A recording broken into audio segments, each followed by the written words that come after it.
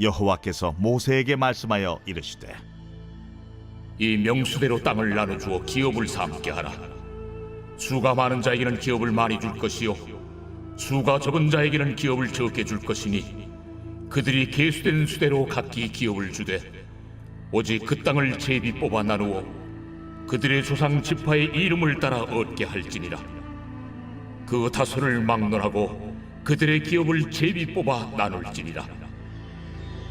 레위인으로 계수된 자들의 종족들은 이러하니 게르손에게서 난 게르손 종족과 고핫에게서 난 고핫 종족과 무라리에게서 난 무라리 종족이며 레위 종족들은 이러하니 림니 종족과 헤브론 종족과 말리 종족과 무시 종족과 고라 종족이라. 고핫은 아므람을 낳았으며 아므람의 처의 이름은 요게벳이니 레위의 딸이요 애굽에서 레위에게서 난 자라. 그가 아므람에게서 아론과 모세와 그의 누이 미리암을 낳았고 아론에게서는 나답과 아비후와 엘르아살과 이다말이 낳았더니 나답과 아비후는 다른 물을 여호와 앞에 들이다가 죽었더라. 1개월 이상으로 계수된 레위인의 모든 남자는 2만 3천 명이었더라. 그들은 이스라엘 자손 중 계수에 들지 아니하였으니 이는 이스라엘 자손 중에서 그들에게 준 기업이 없음이었더라. 이는 모세와 제사장 엘르아살이 계수한 자라. 그들이 여리고 맞은편 요단과 모압 평지에서 이스라엘 자손을 계수한 중에는 모세와 제사장 아론이 시내 광야에서 계수한 이스라엘 자손은 한 사람도 들지 못하였으니 이는 여호와께서 그들에게 대하여 말씀하시기를 그들이 반드시 광야에서 죽으리라 하셨습니다. 이러므로 여분네의 아들 갈렙과 눈의 아들 여호수아 외에는 한 사람도 남지 아니하였더라. 오늘 본문의 내용을 좀 보면요, 하나님이 모세에게 지파별로 계수한 명수대로 땅을 나누어 주어 기업을 삼게 하되 제비를 뽑아 나누어 줘라, 이렇게 하나님이 명령하십니다.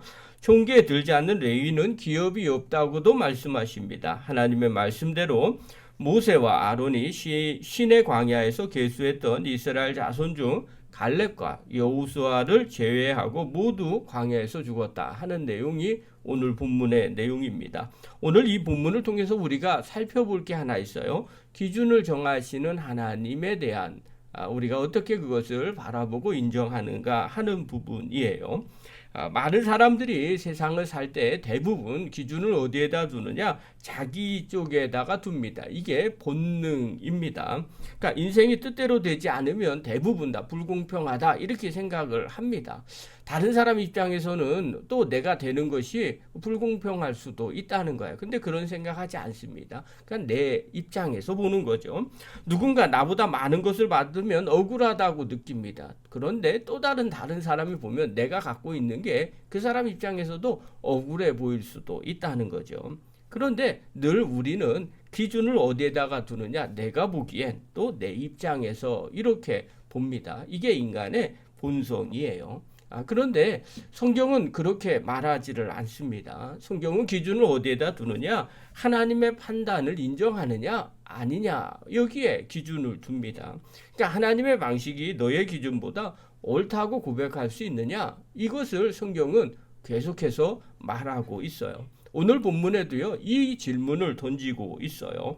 53절부터 55절에 보면요, 이스라엘 백성들에게 땅을 나눠줘서 기업을 삼게 하라고 합니다. 53절에 이 명수대로 땅을 나눠주어 기업을 삼게 하라. 그러면서 54절에는요, 수가 많은 자에게는 기업을 많이 줄 것이요 수가 적은 자에게는 기업을 적게 줄 것이니, 이렇게 표현했어요. 그 다음에 55절에 보면요, 오직 그 땅을 제비 뽑아 나누어, 이렇게 표현해요.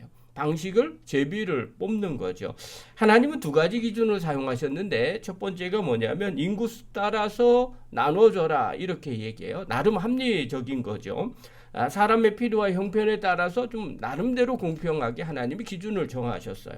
또 하나는요, 두 번째는 어떤 땅을 누가 가질 거냐라고 할 때 제비를 뽑으라고 합니다. 이것은 인간의 판단을 넘어가라는 거죠. 왜냐하면 서로들 자기 사람의 눈으로 보면 자기가 좋은 것을 선택하지 않겠어요? 그런데 하나님은 그렇게 하지 않고 그냥 제비를 뽑으라는 거예요. 이것은 하나님의 주권을 인정하라는 의미겠죠.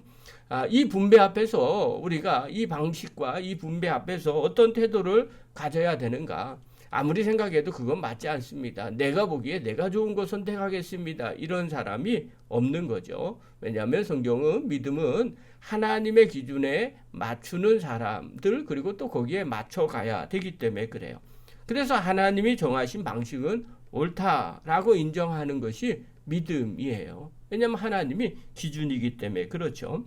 심지어는요, 레위인은 땅도 받지 않습니다. 그러니까 레위인이라고 우리가 생각할 때 62절에 보면요, 1개월 이상으로 계수된 레위인의 모든 남자는 23,000명이었더라. 이들은 이스라엘 자손 중 계수에 들지 아니하였으니 이는 이스라엘 자손 중에서 그들에게 준 기업이 없음이었더라. 하나님이 주지 않았어요. 자, 레위인은요, 땅 대신 하나님이 그들의 기업이라고 하나님이 정하셨어요. 레위인 입장에서는 뭐 항변할 수도 있지 않겠어요? 다 제사장의 꿈이 있는 게 아니잖아요. 그럼에도 불구하고 나는 좀 재능이 좀 특출해서 뭐 돈 버는 아니면 농사 짓는 뭐 이런 거 잘할 수 있어. 이렇게 이야기할 수도 있거든요. 그럼에도 불구하고 레위인이라면 하나님이 그렇게 정하셨어요. 하나님과 가장 가까운 자리에서 섬기는 사명을 가지라는 거죠. 그러면 내가 좋아하는 거 못할 수도 있는 거 아니겠어요? 그럼에도 불구하고 하나님이 정하신 기준에 순종하는 거죠. 이게 믿음이에요. 성경은 그렇게 말하고 있어요. 또 하나님께서 생명의 기준도 정하셨어요. 가나안 땅에 들어가는 사람들, 그렇지 못한 사람들. 64절에 보면요, 모세와 제사장 아론이 시내 광야에서 계수한 이스라엘 자손은 한 사람도 늘지 못하였으니, 그렇죠? 이유가 뭐냐면 65절에 보면 이는 여호와께서 그들에게 대하여 말씀하시기를 그들이 반드시 광야에서 죽으리라 하셨습니다. 이러므로 여분네 아들 갈렙과 눈의 아들 여호수아 외에는 한 사람도 남지 아니하였더라. 즉 출애굽 1세대는요 광야에서 다 죽었어요. 하나님의 말씀을 불신했죠. 그리고 그거에 대한 거역한 결과였어요. 그런데 반대로 여호수아와 갈렙만이 하나님을 전적으로 신뢰했어요. 그래서 가나안에 입성하는 기준이 됐어요. 이것도 누가 정한 거예요? 하나님이 그렇게 정하신 거예요. 벌도 하나님이 정하셨고 또 기준도 하나님이 정하셨어요. 하나님이 생각하시는 가나안에 들어가는 자격은 믿음이라고 하나님이 정해 놓으신 거예요. 그래서 이것은요 사람의 판단이 아니라는 겁니다. 그냥 하나님의 평가예요. 성경은요 항상 하나님 중심으로 돌아갑니다. 그리고 하나님이 기준을 잡으셨어요. 사람은 어떻게 해야 될까요? 그것을 받아들이느냐 받아들이지 못하느냐의 문제예요. 땅의 분배도 마찬가지예요. 하나님이 기준을 정하셨고 그대로 행하셨어요. 자, 그렇다면 오늘 이 본문을 통해서 우리가 돌아봐야 될 것이 무엇일까요? 우리도 마찬가지라는 거죠. 기준이 하나님께 있다는 것을 인정하는 태도가 필요하다는 겁니다. 나의 눈으로 보는 기준이 아니라 하나님의 눈으로 보는 기준을 인정해야 된다는 겁니다. 우리가 인생을 살아갈 때, 신앙생활할 때 어떤 기준으로 살고 있습니까? 주어진 환경과 위치에 대해서 하나님의 뜻과 하나님의 계획에 순종하고 있습니까? 설사 내 목이 작아 보인다고 낙심하는 것이 아니라 다른 사람과 비교하며 억울해하고 있지는 않습니까? 이유가 뭘까요? 내 기준에 맞춘 것은 혹시 아닐까요? 정말 믿음의 사람이라면 기준을 하나님께 둬야 됩니다. 하나님은요 지금도 내가 정한 방식대로 또 하나님의 뜻대로 또 하나님의 때에 이룰 것이라고 하나님은 분명하게 말씀하고 계십니다. 그러면서 우리에게 계속해서 하나님은 물어보고 계세요. 하나님의 내 이 기준에 너가 신뢰를 하고 있는가? 여러분 이것을 인정하는 것이 믿음이에요. 우리가 계획하고 판단하는 것들 많이 있습니다. 그러나 결국 그 길과 방향은 하나님이 정하신다는 걸 우리가 알고 있어요. 그래서 잠언서 16장 9절에 보면요. 사람이 마음으로 자기의 길을 계획할지라도 그 걸음을 인도하시는 이는 여호와시니라 라고 말씀하고 있어요. 사랑하는 성도 여러분. 기준을 세우고 목을 나누고 또 누구를 세울지를 정하시는 분이 바로 우리 하나님이십니다. 혹여나 내 삶의 불만과 불평의 원인이 하나님의 기준을 인정하지 않는 마음에서 시작되지는 않는가 점검해 보셔야 됩니다. 하나님이 정하신 때나 또 분량이나 자리에 감사함이 없는지를 또 뒤돌아 보셔야 됩니다. 하나님의 기준이라는 걸 우리가 인정하지 않을 때 나도 모르게 불평과 원망이 나오게 됩니다. 사랑하는 성도 여러분, 신앙생활에서 정말 중요한 기준이 있다면 바로 하나님이 정하신 기준을 인정하는 모습입니다. 그 모습 위에 하나님의 역사가 일어나고요. 또 그것을 인정할 때 비로소 하나님이 계획하시고 인도하고 계신다는 것이 눈에 보이게 됩니다. 그리고 내가 원하는 대로 되지 않는다 할지라도요, 낙심하거나 좌절하지 않을 수 있어요. 왜냐하면 하나님이 함께 하시고 하나님이 정하신 대로 인도하신다는 믿음이 생기기 때문에 그렇습니다. 그때 우리 안에 평안함이 생기게 됩니다. 그리고 하나님 앞에 더 가까이 나가게 되고요. 또 하나님의 기준, 또 하나님의 방식대로 따를 준비가 됩니다. 그런 사람이 믿음의 사람입니다. 오늘 영상을 보는 귀한 성도 여러분, 또 함께하는 귀한 성도 여러분, 늘 마음 가운데 새기십시오. 방식이나 기준은 하나님이 정하십니다.